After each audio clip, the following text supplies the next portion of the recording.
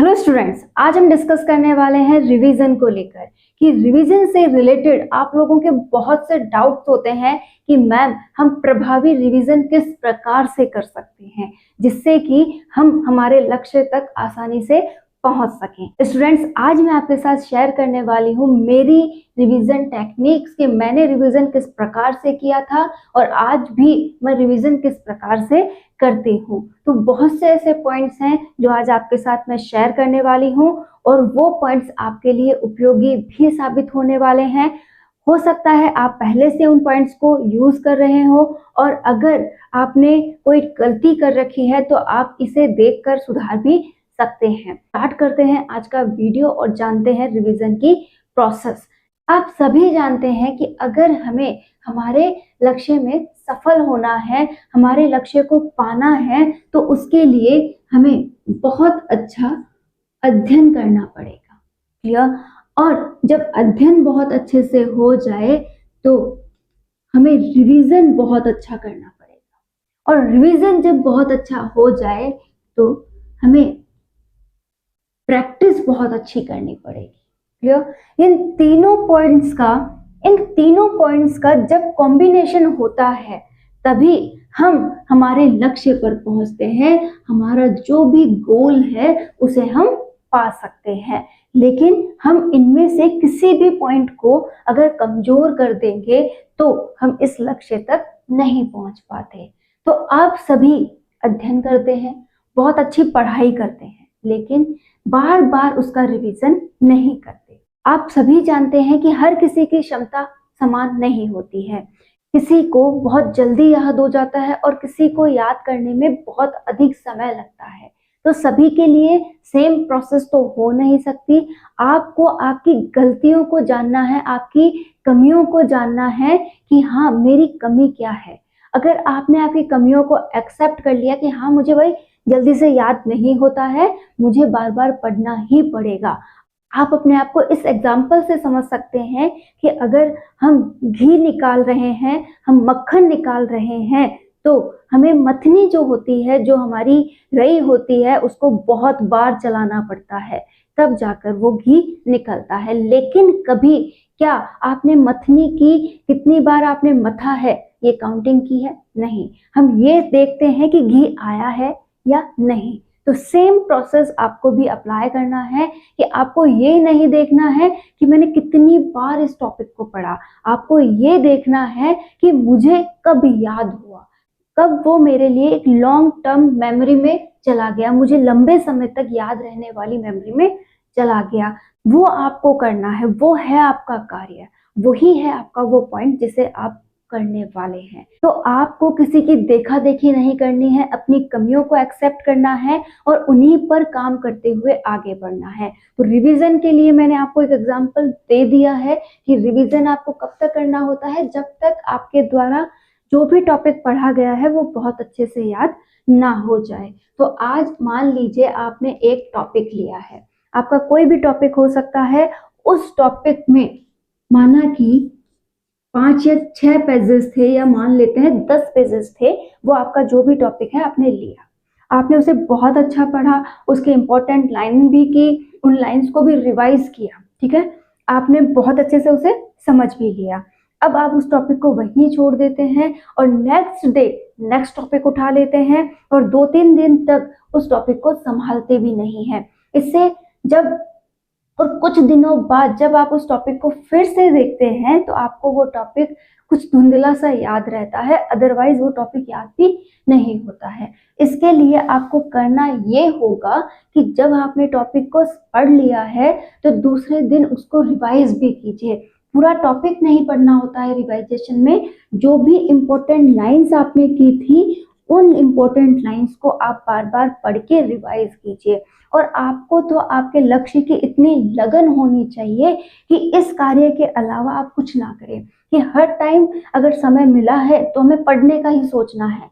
ये मैं इसलिए कह रही हूँ कि अगर आप अपना ध्यान अदर पॉइंट्स पर नहीं डालेंगे, आप अपने ध्यान को फोन में या फिर किसी अदर मामले में नहीं डालेंगे तो सारे टाइम पढ़ाई रहेगी दिमाग में, तो आप कुछ भी करते रहे, कहीं पर भी गए हुए हो, आपको वो पॉइंट्स दिखाई देंगे, वो टॉपिक्स दिखाई देंगे कि हाँ मुझे मेरा ये कार्य करना है। और यही वो पॉइंट्स होता है जो एक टॉपर फॉलो करता है, क्योंकि उसे पता है कि मेरा लक्ष्य ही सर्वश्रेष्ठ है, मुझे उसे पाना है। और जो सफल नहीं होते हैं वो यहाँ कमी कर जाते हैं कि पढ़ते तो हैं लेकिन चूक कर देते हैं कि पढ़ तो लिया ही है, ये काम भी साथ में कर लेता हूँ, मैं ये भी कर लेता हूँ, वो तो एक साइड काम है। मतलब अपने जो ध्यान है, अपना जो ध्यान है उसका 70% ही वो किस में लगाते हैं, स्टडी में लगाते हैं। 30% ध्यान को वो कहीं ना कहीं डाइवर्ट कर देते हैं। इससे उनको नुकसान हो जाता है और वो एक बार में सिलेक्शन नहीं ले पाते हैं, या फिर उन्हें बार बार एक ही काम को करना पड़ता है।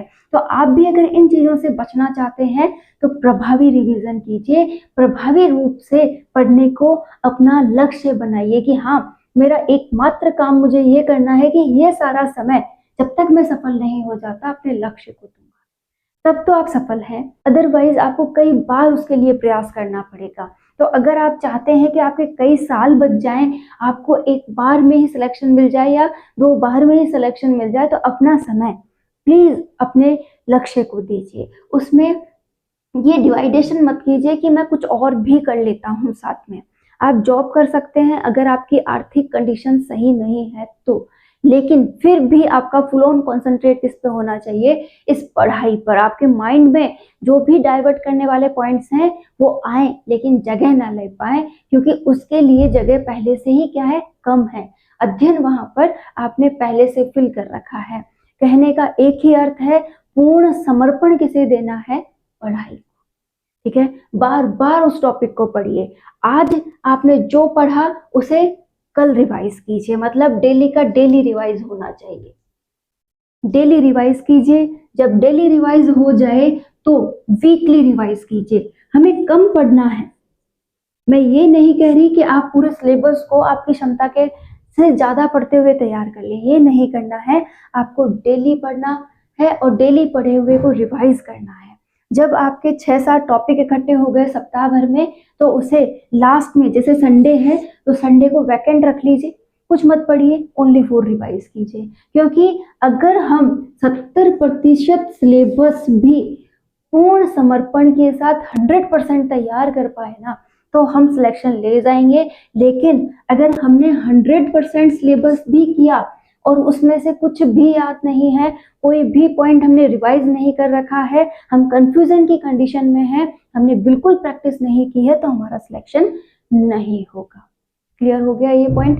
अब आपने जब ये समझ लिया है कि वीकली रिवीजन हमने कर लिया, डेली रिवीजन कर लिया, तो मंथली रिवीजन भी करना है। कि मंथली हमें ये ध्यान रखना है कि जो भी टॉपिक हमने एक महीने में पढ़े थे, लास्ट के 2-3 दिन आप कुछ भी नया मत पढ़िए। उस पूरे महीने का जो भी निचोड़ आपने पढ़ा था उसे अब आप क्या कर लें, रिवाइज कर लें, क्योंकि नए मंथ में आपको नए टॉपिक्स पढ़ने होंगे। तो अब तक आप रिवीजन की प्रोसेस समझ गए होंगे कि बहुत अच्छा आपको पढ़ना है। ठीक है, उसके बाद आपको क्या करना है, डेली रिवाइज करना है, फिर वीकली भी उसे रिवाइज करना है, मंथली रिवाइज करना है।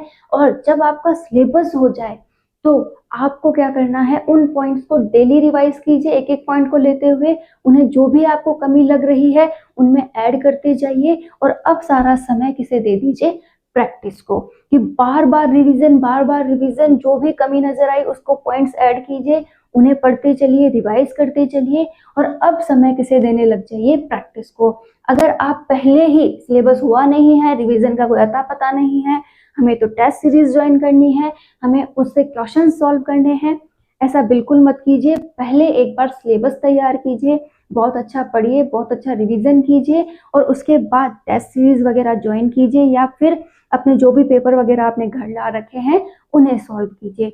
इसी को कहते हैं स्टडी। हमने भी ये काम किए हैं तभी जाकर कुछ हुआ है, अदरवाइज आप अगर ये नहीं करेंगे प्रोसेस तो आपका भी सिलेक्शन, तो अगर आपको सिलेक्शन लेना है तो प्लीज अपनी कमियों को एक्सेप्ट कीजिए, अपनी क्षमता के अकॉर्डिंग रोज पढ़िए, जितना भी आपकी कैपेसिटी है पढ़ने की उसे पढ़िए, उसे बहुत रिवाइज कीजिए। जितना रिवाइज करना है उतना कीजिए। बस आपको ये ध्यान रखना है कि जब तक मुझे ये टॉपिक नहीं आएगा मैं आगे के टॉपिक के पास नहीं जाने वाला, मैं नया टॉपिक नहीं लूंगा। आपको हर एक टॉपिक को भी टाइम बाउंड करना है कि मुझे एक दिन में ये टॉपिक तैयार करना है या फिर 2 दिन में ये टॉपिक तैयार करना है। जैसे ही टॉपिक तैयार हो जाए आप नेक्स्ट टॉपिक लें और पुराने वाले को रिवाइज पे रिवाइज करते जाएं। यही होता है जब आप किसी कंपटीशन की तैयारी करते हैं। यहाँ पर सिलेबस बहुत लेंदी होते हैं, रटना भी पड़ता है, समझना भी पड़ता है। मैं ये नहीं कहती कि रटना नहीं है, बहुत सी ऐसी चीजें हैं जिन्हें रटना भी पड़ता है, बहुत से ऐसे पॉइंट्स हैं जिन्हें समझना भी पड़ता है। तो आप हर एक काम को प्रायोरिटी दें, किसी की भी देखा देखी ना करें, अपने आप को समय दें, अपनी खूबियों को पहचानें। आप में ही बहुत से पॉइंट छुपे हैं जो आप नहीं जानते। क्या आप यहाँ तक ऐसे ही पहुंचे हैं? नहीं, आपने स्कूलिंग की है, आपने वहां पे क्या पता कौन कौन सी क्लासेस में टॉप भी किया होगा, अच्छी रैंक भी आप लोग लाए होंगे, बहुत अच्छे प्रकार से आप लोगों ने अध्ययन किया है। तो उन पुराने पॉइंट्स को याद कीजिए कि आप कैसे पढ़ते थे, क्या जुनून होता था आप में पढ़ने का, क्या तरीका होता था क्लास में फर्स्ट आने का। वो सभी पॉइंट आपकी हेल्प करेंगे आज के कंपटीशन में। और जितना भी पुराना ज्ञान है उसे आप रिकॉल करते रहें। कहीं ना कहीं उन पुराने पॉइंट्स को ही अब हम पढ़ रहे हैं, तो जो भी आपने पहले पढ़ा हुआ है उन पर मनन करते रहें। आप नया पढ़ने से पहले सोचें कि ये वर्ड्स मैंने पहले कहाँ पढ़े थे, तो आपको बहुत अच्छा लगेगा। तो उम्मीद करती हूँ आपको रिवीजन कैसे करें ये बात समझ आई होगी। यकीन मानिए हम सभी इसी प्रकार से रिवीजन करते हैं, कोई भी अदर टेक्निक्स इसकी नहीं होती है कि हमें घी को निकालने का प्रोसेस तब तक फॉलो करना होता है जब तक कि घी नहीं आ जाए। उसी प्रकार से जब तक हमें याद नहीं हो जाए तब तक हमें उस चीज को रिवाइज करते रहना चाहिए और बार बार उसकी प्रैक्टिस भी करते रहनी चाहिए।